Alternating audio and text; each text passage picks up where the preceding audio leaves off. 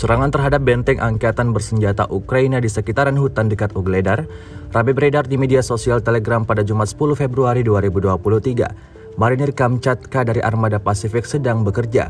Terlihat bagaimana BMP-3 menekan titik tembak musuh dari senjata utama. Setelah itu, kelompok penyerang Rusia bergerak maju untuk mengambil Opornik di sepanjang hutan. Koreksi ofensif dilakukan dengan bantuan UAV. Hingga video ini beredar, beragam komentar dituliskan warganet.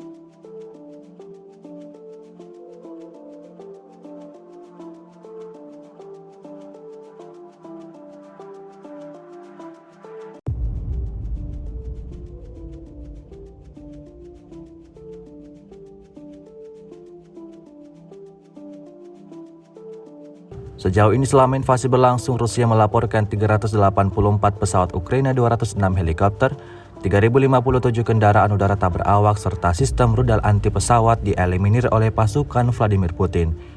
Dari kubu Kiev, Kementerian Pertahanan Ukraina melaporkan 910 tentara Rusia dieliminir dalam 24 jam terakhir. Total 135.010 prajurit Federasi Rusia meninggal sejak awal konflik hingga hari ke-352.